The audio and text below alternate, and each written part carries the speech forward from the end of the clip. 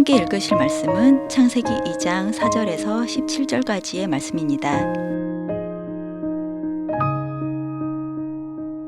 이것이 천지가 창조될 때에 하늘과 땅의 내력이니 야훼 하나님이 땅과 하늘을 만드시던 날에 야훼 하나님이 땅에 비를 내리지 아니하셨고 땅을 갈 사람도 없었으므로 들에는 초목이 아직 없었고 밭에는 채소가 나지 아니하였으며 안개만 땅에서 올라와 온 지면을 적셨더라. 야훼 하나님이 땅의 흙으로 사람을 지으시고 생기를 그 코에 불어넣으시니 사람이 생명이 되니라. 야훼 하나님이 동방의 에덴에 동산을 창설하시고 그 지으신 사람을 거기 두시니라. 야훼 하나님이 그 땅에서 보기에 아름답고 먹기에 좋은 나무가 나게 하시니 동산 가운데에는 생명나무와 선악을 알게 하는 나무도 있더라. 강이 에덴에서 흘러나와 동산을 적시고 거기서부터 갈라져 내 근원이 되었으니 첫째의 이름은 비손이라. 금이 있는 하윌라 온 땅을 둘렀으며 그 땅의 금은 순금이요 그곳에는 베델리엄과 호마노도 있으며 둘째 강의 이름은 기온이라. 구스 온 땅을 둘렀고 셋째 강의 이름은 히데겔이라. 아수르 동쪽으로 흘렀으며 넷째 강은 유브라데더라.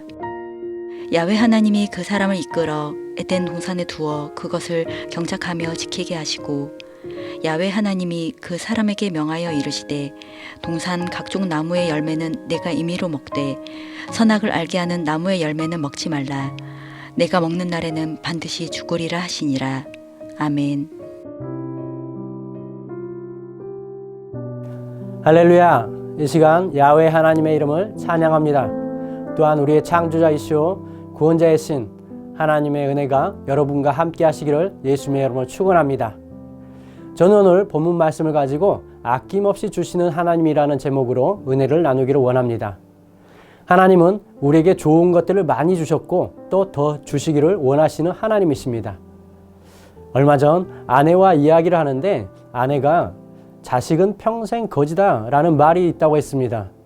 그래서 그게 무슨 말이냐고 했더니 자식들은 평생 부모님께 뭔가를 얻어간다는 것입니다.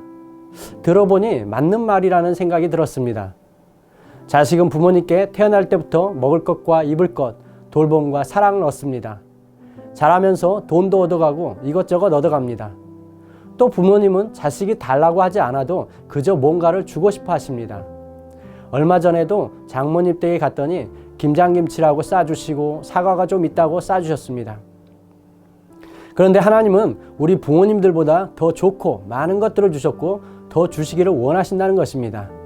그리고 또 우리는 그것들을 받으며 살아가고 있습니다. 오늘 말씀을 보면 모든 만물을 창조하신 하나님의 창조 사역에 이어서 인간 창조에 대한 구체적인 내용이 나옵니다. 다른 피조물과 달리 하나님은 인간을 흙으로 직접 만드시고 생기를 그 코에 불어넣어 생명이 되게 해주셨습니다.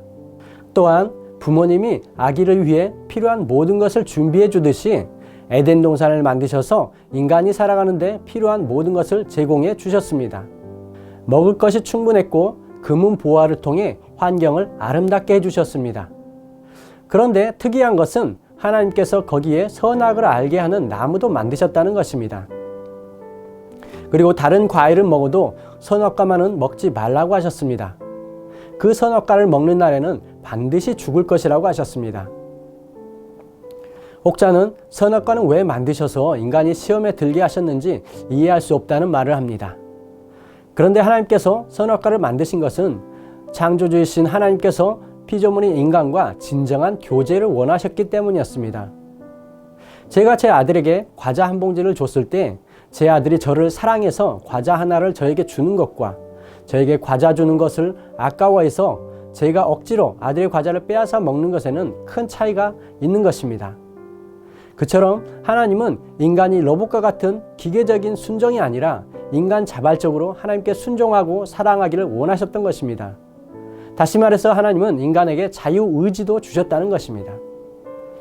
물론 최초의 인간 아담과 하와는 그런 자유의지를 사탄의 거짓과 타협하는 데 사용하여 하나님께 죄를 짓고 에덴 동산에서 쫓겨나게 됐습니다. 그로 인해 인류는 질병과 저주 가운데 놓이고 죽어서 지옥에 갈 수밖에 없는 처지에 놓이게 되었습니다.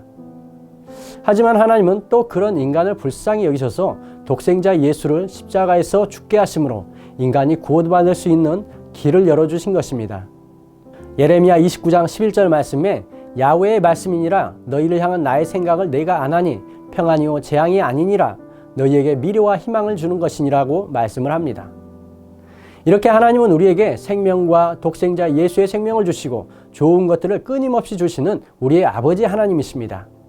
이런 하나님의 은혜를 되새기며 감사하고 그 은혜에 보답하는 삶을 살아가기를 기도합니다. 또한 하나님께서 우리에게 좋은 것들을 주신 것 같이 우리도 주님의 뜻을 좇아 먼저 하나님 다음으로 우리에게 좋은 것들을 많이 주시는 우리 부모님께 그리고 우리 주변 사람들에게 좋은 것들을 나눠주는 삶이 되기를 기도합니다. 무엇보다 가장 좋은 것은 예수님의 복음과 사랑일 것입니다. 그 예수님의 사랑과 복음을 나눠주며 하나님의 기뻐하는 삶이 되기를 예수님의 이름으로 축원합니다. 잠시 기도하겠습니다.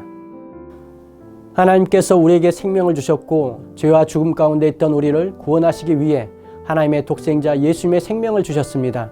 그 외에 많은 좋은 것들을 주셨고 더 주시기를 원하시는 하나님의 사랑에 감사와 찬양을 드립니다.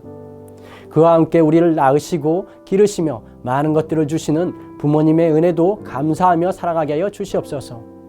그리고 주님께서 우리에게 아낌없이 주신 것 같이 우리도 세상에서 가장 가치 있는 예수님의 사랑과 복음을 나누며 살아가게 하여 주시옵소서. 모든 은혜에 감사드리며 예수님의 이름으로 기도드립니다. 아멘.